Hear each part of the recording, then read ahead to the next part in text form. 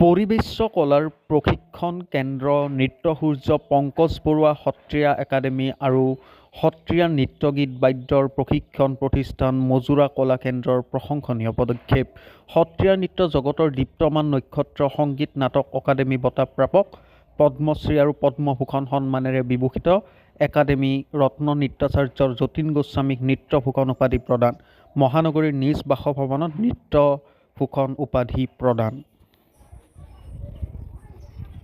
নৃত্য সূৰ্য পংকজ বৰুৱা সত্ৰীয়া একাডেমী আৰু মজুৰা কলা কেন্দ্ৰ দুটা অনুষ্ঠানে মোক এটা সন্মান দিবলৈ আগবাঢ়িছিল।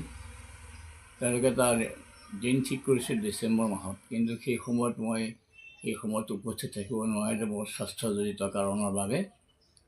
আজি তেখেতসকলে আহি মোক ঘৰতে সেই সন্মান আগবঢ়াইছে। তাৰ কাৰণে দুয়োটা অনুষ্ঠানৰ সকলো কৰ্মকৰ্তালৈ মই আন্তৰিক শ্ৰদ্ধা আৰু কৃতজ্ঞতা আগবঢ়াইছোঁ।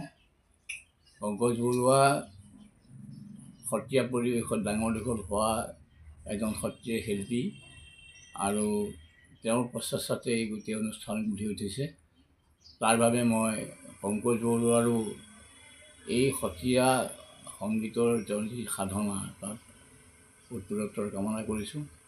লগতে এই সত্ৰীয়া নৃত্যৰ কাৰণে মোক যি সন্মান আগবঢ়াইছে তাৰ কাৰণে ময়ো তেওঁলোকলৈ কৃতজ্ঞতা জনাইছোঁ। বিশেষকৈ আচলতে এই সন্মানবিলাকৰ দুটা দিশ আছে। দুটা দিশ মানে এটা হ'ল চৰকাৰী সন্মান।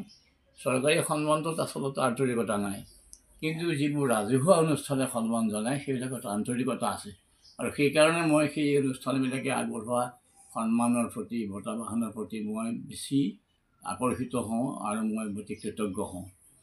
এই অনুষ্ঠানত তেনেকুৱা এটা অনুষ্ঠান, দুয়োটা অনুষ্ঠান পংকজ বৰুৱা যিটো নৃত্য সূৰ্য পংকজ বৰুৱা সত্ৰীয়া একাডেমী আৰু মজুৰা কলা কেন্দ্ৰ দুয়োটালৈকে তাৰ সকলো কৰ্মকৰ্তালৈ মই আন্তৰিক কৃতজ্ঞতা জনাইছোঁ আৰু দুয়োটা অনুষ্ঠানৰ উত্তৰোত্তৰ কামনা কৰিছোঁ।